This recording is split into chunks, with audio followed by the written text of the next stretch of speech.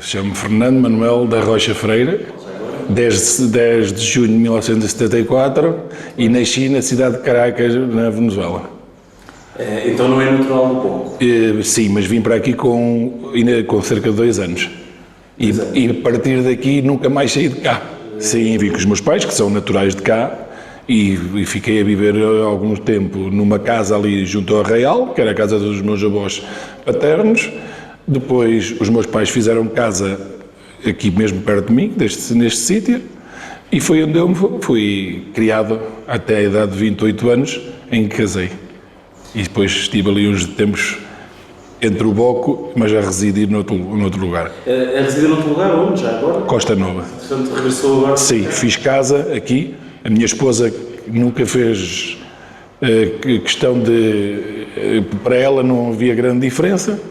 Eu era um bocadinho agarrado à terra e gostava de fazer casas cá. Ela, como não se importava, e eu tinha a possibilidade dos meus pais me cederem terreno aqui, fizemos casa cá no Boco. Os seus pais eram daqui, naturais de Sim, sim, sim. Já tinham cá casa também? Sim, sim. E decidiram emigrar, foi isso? Sim, estiveram na Venezuela. O meu pai esteve na Venezuela entre 15 a 20 anos.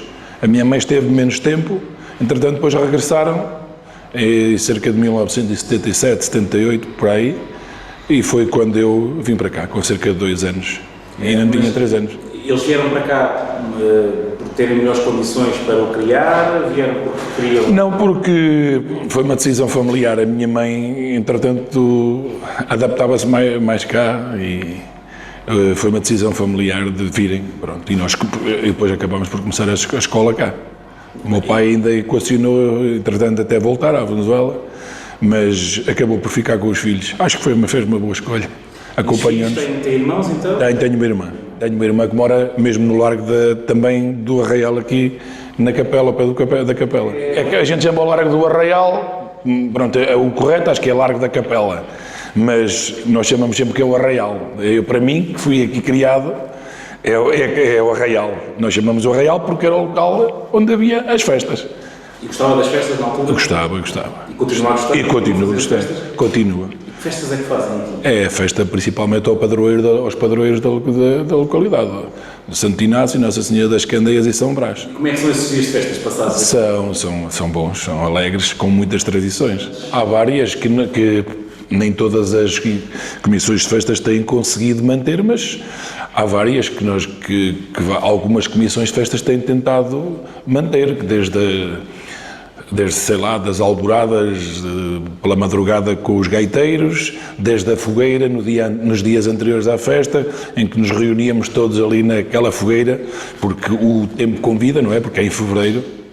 É em fevereiro a festa, é nos primeiros dias de fevereiro, 1, 2 e 3 de fevereiro. E depois as procissões, aquela parte mais religiosa, as festas, os bailes, a gastronomia, que era muito peculiar, o carneiro à moda do Boco, a broa mimosa, todas essas recordações que nós temos de criança e que quem por cá foi continuando ainda gosta de manter. Eu penso que as pessoas que por cá vão vivendo gostam de manter. É a broa mimosa? A broa mimosa basicamente é uma broa doce, que leva o açúcar, leva a canela, há quem põe canela, não é? Os ovos, não tem a ver com aquela broa mais rústica, mais do dia-a-dia. Era a broa da festa. Mesmo, era a broa feita para a festa e para os dias de festa. E o carneiro do Boco, o que é que tem de... Sei lá, tem pelo menos, é assim... o leitão, por exemplo, o leitão à bairrada foi uma coisa que foi surgindo depois, porque o leitão era uma coisa que se veio democratizando nos últimos anos, não é? Mas antigamente, praticamente, ninguém comia leitão. O prato principal da festa era o carneiro. Até era, quando eu lembro-me pequenino, mesmo nos meus 6, 7, 8 anos, por aí, na semana antes da festa, era só carrinhas e carros dos que chamavam os mesmos carneireiros, chamavam-lhe os carneireiros, que vinham matar e desmanchar e tudo aqui na localidade, nas casas das pessoas. Claro que isso... As pessoas tinham essa criação, então? Não, eles também traziam mesmo gado e as pessoas pediam uma peça, meia, conforme era, iam matando, eles matavam um gado que vinha. Algumas pessoas até criavam, mas muito pouco. Era o mesmo gado que vinha, por aquele dia de festa, os negociantes, nós até chamávamos os carneireiros, mas pronto, eram os negociantes de gado, não é? Traziam, ali da zona de Salgueiro, Verba, eram pessoas que vinham mesmo, e vinham vender, mas era morto normalmente na casa das pessoas, e desmanchado, e tudo preparado. Quem cozinhava esse carneiro? Principalmente eram as famílias, mas também tanto havia mulheres como homens, até havia muitos homens que sabiam cozinhar o carneiro, que pronto, é um prato de forno de lenha, normalmente até era cozinhado, desculpem, isso até o meu pai falava mais, os mais idosos, que era cozinhado de madrugada, por isso é que supostamente também havia alvorada, que era para acordar as pessoas para cozinhar, pôr o carneiro ao forno. Pronto, ou depois com o decorrer dos anos as pessoas já começavam a assar durante a semana, antes da festa. Há quem diga que até ele depois de aquecido e que até é mais saboroso, quanto mais se aquece, mais ele fica bem repuxadinho, bem, mesmo mais saboroso. Mas antigamente era assim. E em termos de doçaria, havia alguma... Não, a doçaria era mais aquelas coisas tradicionais, as aletrias, assim, pronto. E depois, claro que com a melhoria das condições de vida já começou a haver tudo e mais alguma coisa, não é? Mas antigamente eram coisas muito simples, a aletria, essas coisas, a tal boa mimosa, que também era para acompanhar, e aqueles bolos talvez mais simples, os pães de ló e essas coisas. E falando da sua infância, veio para cá com 10 anos de idade, os seus pais o que é que vieram fazer, o que é que faziam aqui? Pronto, o meu pai veio trabalhar em serviços e depois foi trabalhar para a Cooperativa Agrícola de Vagos. Entretanto, mais tarde, foi trabalhar para a Laticup. Andou sempre neste setor ligado ao leite e à cooperativa. A minha mãe esteve sempre dedicada ao campo, foi sempre doméstica e trabalhava no campo. Tinha as duas ocupações e que já não eram poucos e tomar conta dos filhos, no fundo, porque antigamente era uma atividade muito mais centrada nas senhoras, nas mulheres, que pronto, hoje já não é bem assim, mas antigamente o meu pai até trabalhava por turnos, tinha um horário e pronto, a lida da casa, o campo, os filhos, o acompanhamento dos filhos era a mãe que ia acompanhando. Quando fala do campo, vocês tinham na casa, tinham essas condições, tinham um campo de cultivo? Sim, tínhamos terrenos familiares, sim. Era uma agricultura mais de subsistência de complemento familiar. Não era uma agricultura de escala, era uma agricultura de subsistência e acompanhamento familiar. Mas cultivávamos batatas, milho, tínhamos vacas de leite, algumas vacas de leite, poucas, mas 3 ou 4. Tínhamos um pouco de tudo. Era uma policultura, não era monocultura, dedicar-se só a uma cultura. Era aquela agricultura de complemento familiar. E também alguma para venda. Também para venda. Sim, principalmente a batata. Principalmente a batata era para venda. E o leite também. E como é que era feita essa venda? Era aqueles que chamávamos nós chamávamos-lhes batateiros, não é que andavam, eram os comerciantes que compravam às pessoas. Eram intermediários, no fundo eram intermediários que vinham com as carrinhas, levavam. O leite não, o leite era entregue à cooperativa. Nós, numa primeira fase, nós levávamos em miúdos, já fazia parte de uma das tradições de criança, nós levávamos as vacas à ordenha. Já começávamos todos muito novos nisso. Aí, por volta dos 9, 10 anos, comecei a já levar as vacas à ordenha. E a ordenha ficava? Sim, ficava no fim do lugar. Já tínhamos que atravessar esta estrada principal toda, que não tinha o trânsito que tem hoje, claro.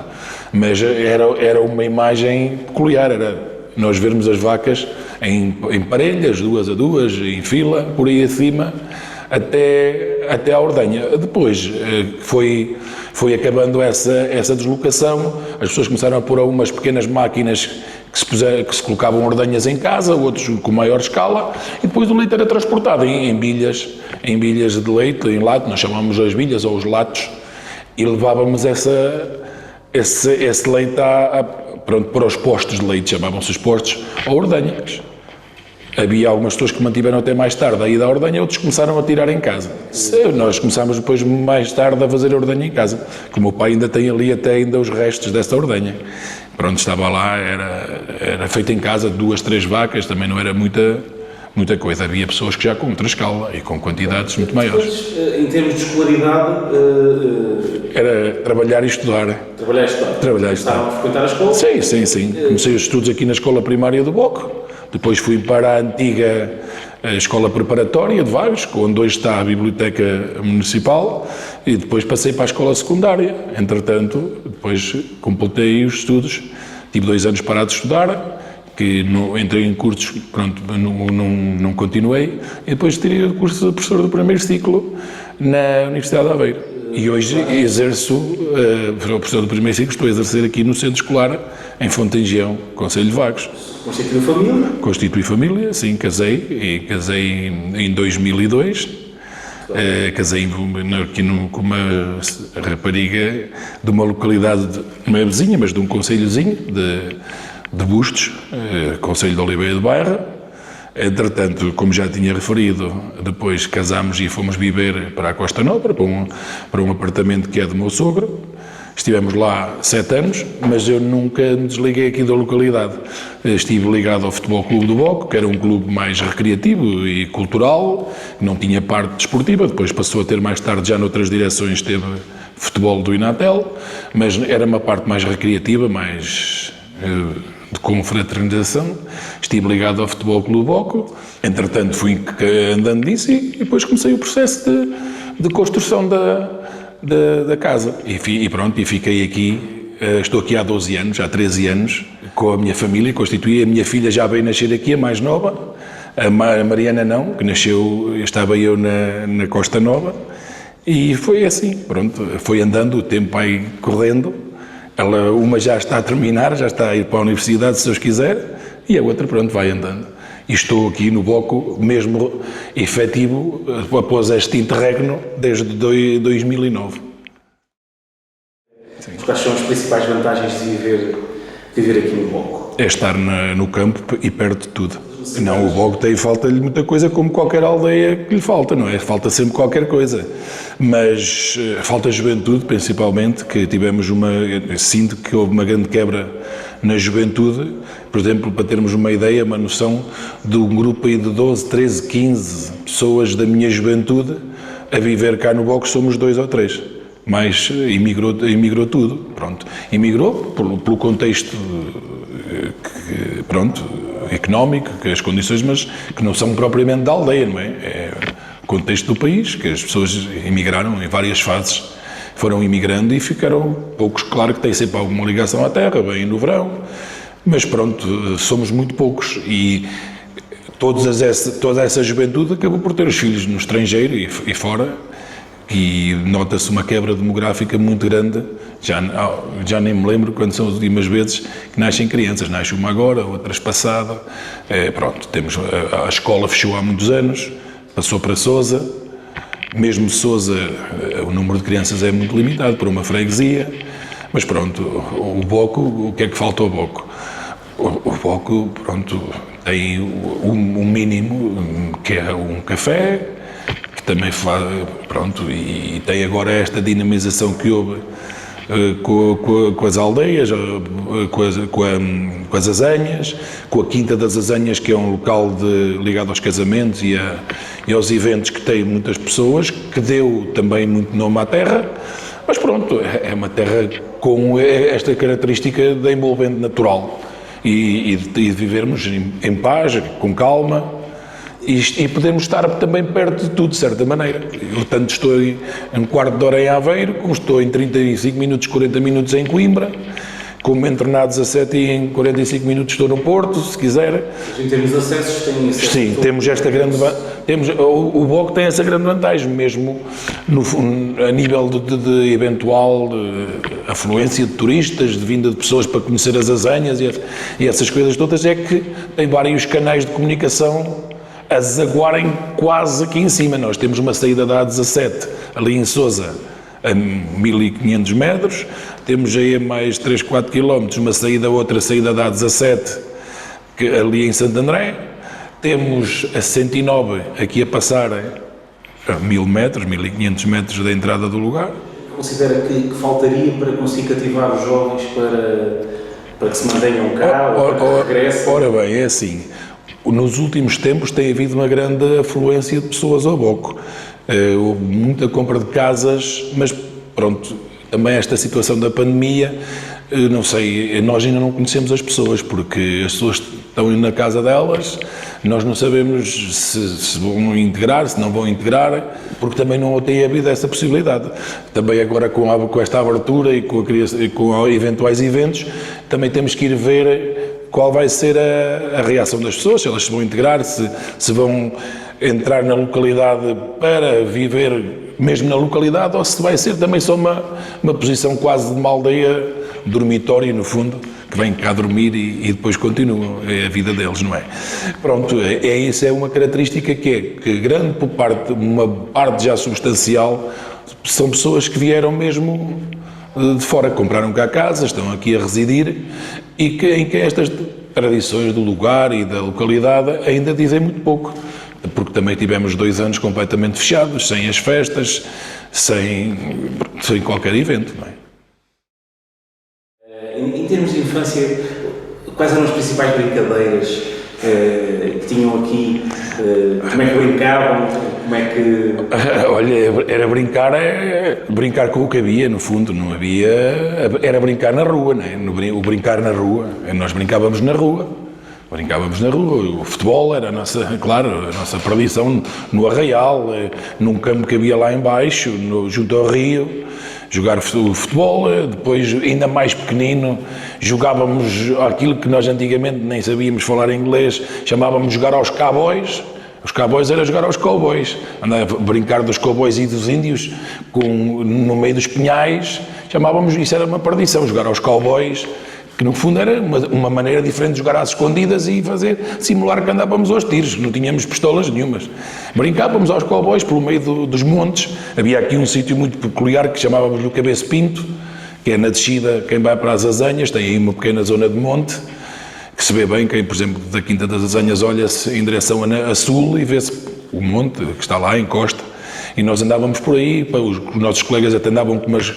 Tínhamos um colega que andava com as cabras e com as ovelhas, e principalmente com cabras, e nós andávamos com ele e brincávamos com o que havia, claro. Eram brincadeiras muito no campo, nós andávamos muito ligados à rua, andar na rua, porque a localidade era calma, íamos para a escola, a pé, vinhamos da escola a pé. Era brincadeiras pelo caminho. Estavam sozinhos, ou seja, sem acompanhamento do adulto. O estudar era sozinhos, não era? Era muito sozinho. Pronto, de vez em quando lá os avós ou iam ajudando em alguma coisa que sabiam, mas pronto, só mais tarde, quando os estudos foram prosseguindo e com dificuldades, é que se foi para aquelas explicações mais estruturadas e mais pagas naquelas pessoas que já na altura tinham algo, que já eram professores ou que tinham algum conhecimento nas matérias que nos podiam ajudar. Mas, principalmente na escola primária, não. A escola primária também não... Era difícil, era exigente, mas não tinha a complexidade, e eu nisso posso falar à vontade porque é a minha área, não tem a complexidade que tem hoje. Hoje reconheço que há matérias e conteúdos programáticos que os próprios pais, apesar dos estudos que têm alguns, já têm alguma dificuldade, porque até os programas estão sempre a mudar.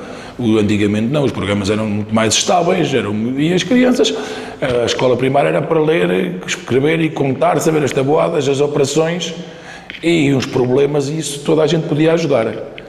E pronto, os avós, eu até me lembro particularmente, quem me ensinou a fazer a divisão foi a minha avó paterna, lá sentado num banquinho no pátio, assim quase a toque de caixa, que a coisa quando não corria levava-se aos galhetes. Mas pronto, era assim que se aprendia e ia-se andando para a frente, e assim se formou muita gente. No meio disto, não sei se recorda do 25 de Abril. Não, porque foi o ano do meu nascimento. Eu sou do ano de 25 de Abril. Eu tenho 48 anos. 48 anos. Eu sou do ano do 25 de Abril. Em 74 os meus pais não estavam. Os meus pais estavam imigrados. Mas pronto, é assim. Eu penso que as pessoas, a parte do 25 de Abril no campo, não teve o mesmo impacto que teve nas cidades.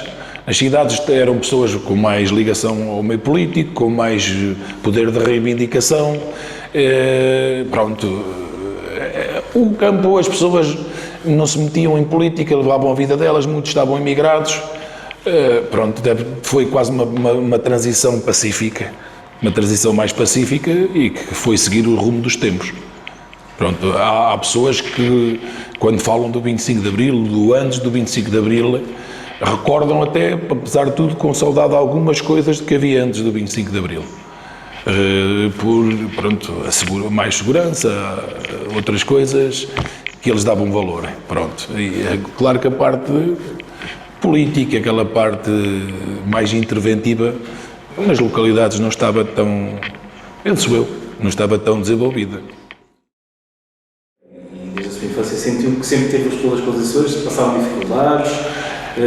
Ora bem, a gente dificuldades não passava, não havia os luxos e as comodidades e estas coisas todas que nós temos hoje, nada que se pareça. Nós, as casas eram muito mais simples, claro que nós já tivemos, quando construímos uma casa, já se construiu a casa com tudo que tinha, direito a casas de banho, casas boas, não é? Claro, e pronto, os meus pais, quando vieram, tinham a possibilidade de já começar a construir a casa deles, mas era uma vida muito mais regrada que hoje, até a nível das compras, e nem havia oferta de compras, nem de brinquedos, nem de roupas, mesmo até a nível alimentar, que há hoje, não é? Fazíamos compras onde? Como é que fazia? Era aqui na loja da terra. Existia uma loja? Havia uma loja que se comprava tipo mercearia, que a gente chamava a Maria da Loja, a Dona Maria da Loja, que se compravam as coisas. Depois também havia o que chamavam o azeiteiro, que no fundo era uma mercearia sobre rodas, não é? Num carro que passava. Houve um mini mercado, também havia um mini mercado. E depois havia duas lojas, até havia duas lojas. E café? Havia algum? Havia.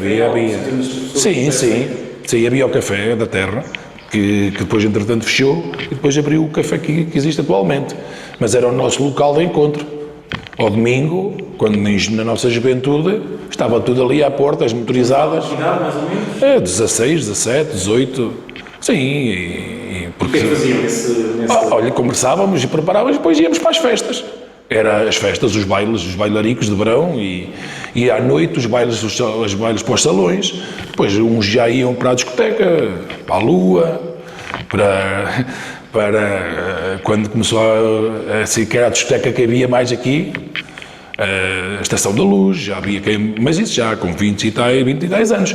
Com 16, 17, 18 era os bailaricos.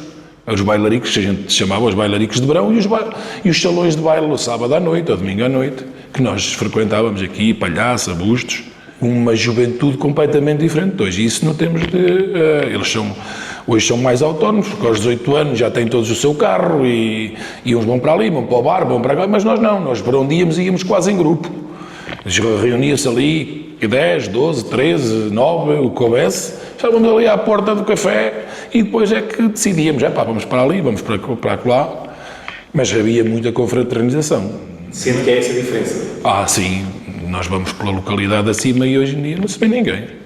Não se vê ninguém, vê-se as pessoas na sua lide, mas aquela confraternização do sábado, do domingo à noite, do domingo à tarde, as pessoas que se sentavam nas portas das casas a conversar, isso foi coisa que depois acabou. Claro que nós íamos para a localidade acima, que até é característica pelas curvas e contra curvas por aí acima, e via-se muitas pessoas ao domingo sentadas à porta e toda a gente se cumprimentava, toda a gente falava, toda a gente...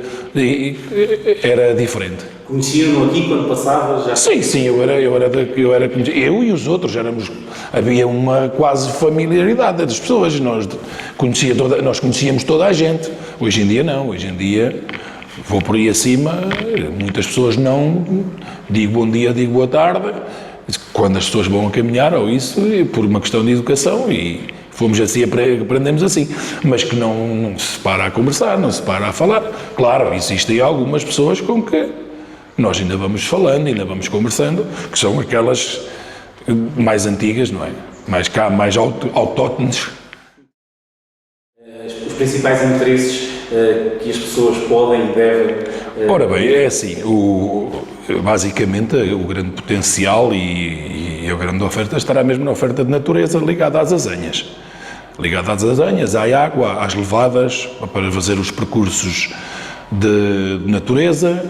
Pronto, e já há duas azanhas, uma mais dinamizada, que é a azanha Tiluísa, da Tiluísa, que é o Sr. Alfredo que a dinamiza, tem até momentos em que abre ao público, a visita às azanhas, os percursos de natureza, terá, pronto, também na altura das festas, a Festa da Terra, mas sem dúvida que, em termos de projeção da localidade, a grande oferta e a grande riqueza estará sem dúvida nas azanhas. As azanhas e a água, as levadas, as nascentes, todos os percursos que se podem fazer junto ao rio, o rio também, que é uma pena, mas pronto, tem a ver com outras instâncias, que está pouco dinamizado o rio. Acho que podia haver outra oferta ali para o rio, porque até mesmo uma parte de recreação mais histórica, porque há muitas coisas.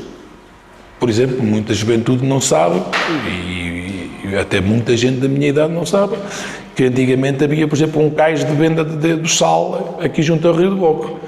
E que vinham, por exemplo, os barcos moliceiros vinham da zona da Mortosa e vinham a fazer trocas comerciais, traziam junco, traziam que ia para as vinhas da Bairrada, e que estava aqui no Boco, na curva, que havia aí um cais. Os mais idosos sabem onde é que ele estava.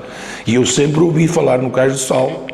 Sempre ouvi falar nisso, sempre ouvi falar que na parte esquerda, em frente ao rio, na reta do Boco, que se plantava o arroz, mas a minha mãe é que já me falava disso, não é do meu tempo. E depois, pronto, é toda esta envolvência que nós tínhamos, que várias recriações que podiam ser feitas, das lembranças que nós temos, quando nós levarmos os talegos, que hoje em dia, se nós dissermos a um jovem o que é um talego, eles não sabiam o que é um talego.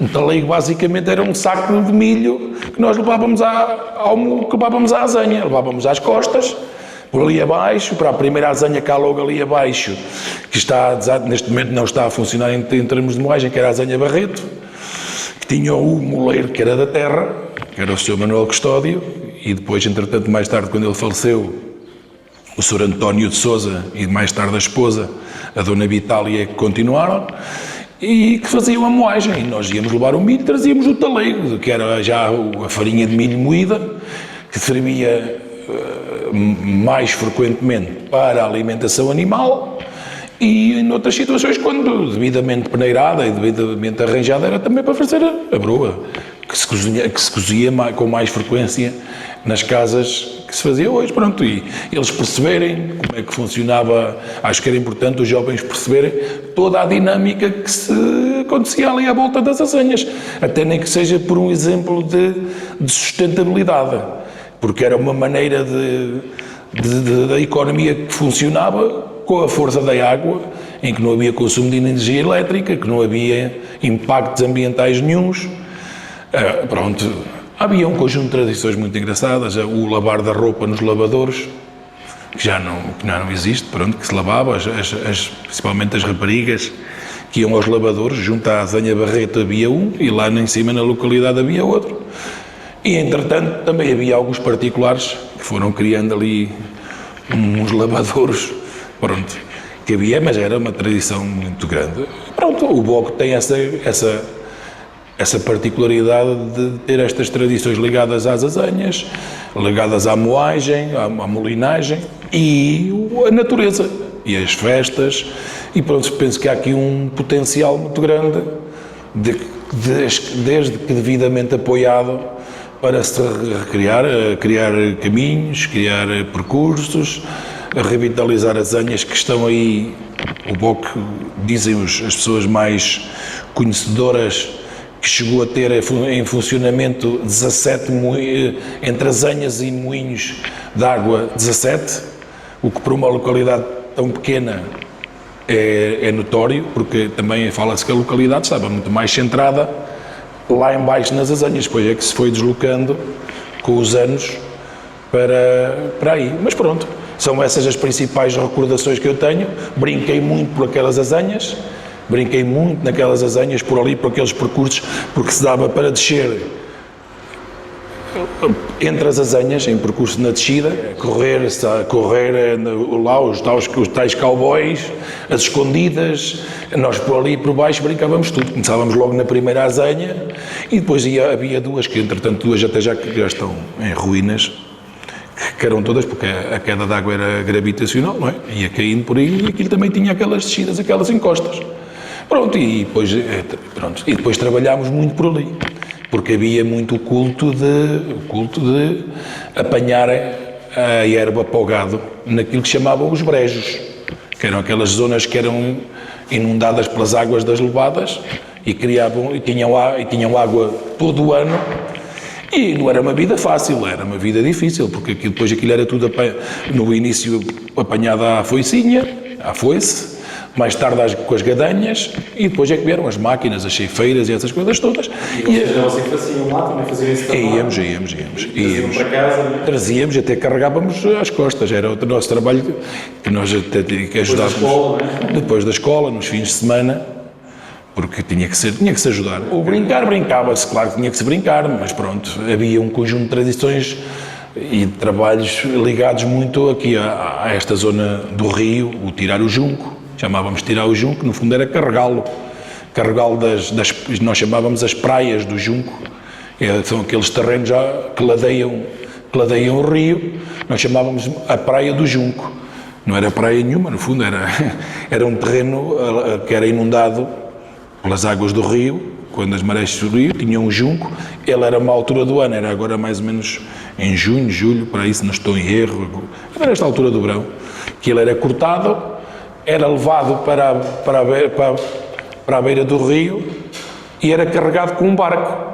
Eu lembro-me em criança, havia um barco de madeira, grande, tipo moliceiro, que trazia o junco aqui para a zona mais perto da ponte, e depois era carregado com os animais para cá. Era tudo carregado para cá e muito desse trabalho era tudo à força braçal, não é? Cortava-se, levava-se às costas para a beira do rio. Quando acabou o barco, começámos a transportá-lo ainda para mais longe às costas.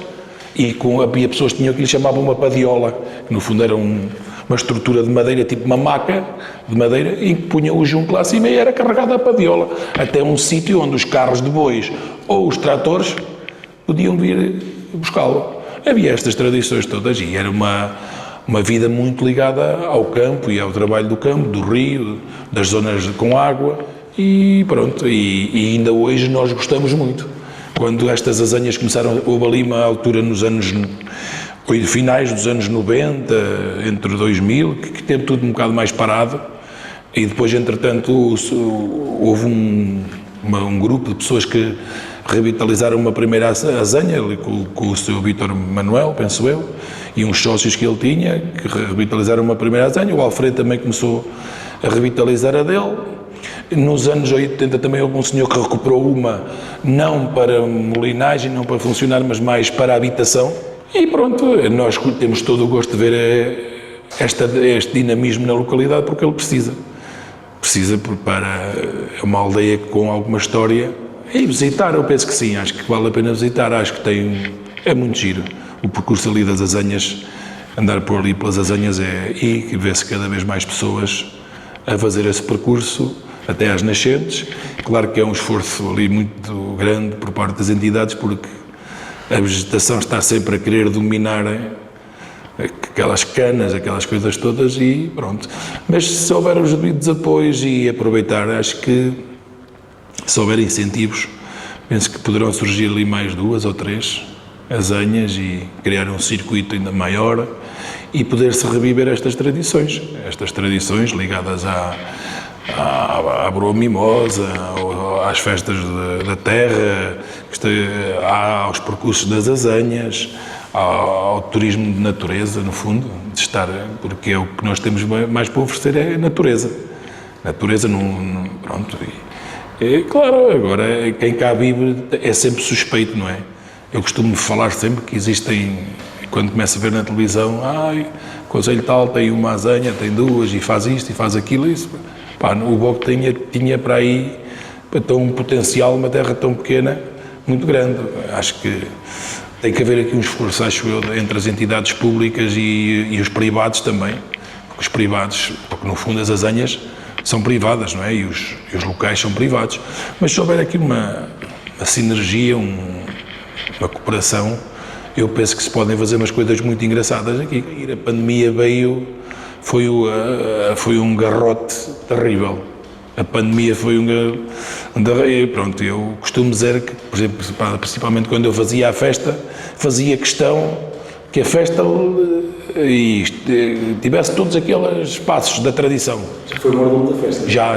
Olha, já fui mordomo da festa por receber o ramo, acho que foi uma vez só, mas já ajudei num ano em que a mordomia estava mais tremida, havia só um mordomo ou dois, ajudei. E depois, quando o meu cunhado e o meu pai serviram, eu também ajudei. Porque fazíamos alguns eventos gastronómicos para angariar dinheiro para a festa e eu apoiava naquilo que podia. E tenho muito gosto nisso. Gosto muito é uma das coisas que eu mais gosto, é a festa da minha terra. Porque faz-nos lembrar coisas da infância que os nossos filhos já não dão valor nenhum. Nós, quando só de ouvirmos os foguetes da festa, emocionávamos, porque não havia mais nada. Era a festa da terra, porque agora, por exemplo, só se pode lançar o fogo da festa às 8 da manhã. Antigamente não. Nós, de madrugada, tínhamos a salva de 21 tiros, vinhamos logo para a janela, porque era o dia da festa. E era a roupa nova que se comprava, era 3 dias ou 4 de festa, quando não havia nada. Hoje em dia a juventude isso não lhe diz nada, não é? A juventude pega num carro, ou pega com os pais levam-nos a todo lado. Os pais hoje pegam num miúdo de 7, 8 anos e felizmente que é assim, não é? E tem uma oferta por todo lado. Nós não, a nossa vida era muito, cingia-se muito à localidade. Por isso é que nós, ainda hoje, a gente lembra-se com emoção do tempo que se subia ao fogo de manhã, se via a banda a chegar à terra, que se via, a gente chamava os trauliteiros, não chamávamos Zé Pereiras nem nada, chamávamos os trauliteiros, que vinha, eu chamava os trauliteiros, que eram os Zé Pereiras que animavam os dias anteriores à festa. Isso para nós, para tudo era uma festa, porque era o que havia. Mas éramos felizes assim, atenção, nós éramos felizes à nossa maneira. E eram 3, 4 dias de festa. Mas quando fomos a crescer para a juventude, por aí, continuou-se a ter aquele amor à terra e de continuar com a festa e continuar. Era sempre a festa da terra. E eu penso que ainda hoje nós vemos que há alguns imigrantes dos nossos que naquele dia da festa fazem questão de vir. Porque até é uma maneira de nos encontrarmos no contexto em que nós tão felizes fomos. À beira da fogueira, ou como a gente diz, na tasca, juntos, e ele a relembrar o que nós fazíamos. É um momento especial. A festa da terra é um momento especial. Pronto, e esteve sempre ligado às tradições da terra. Tem essa particularidade.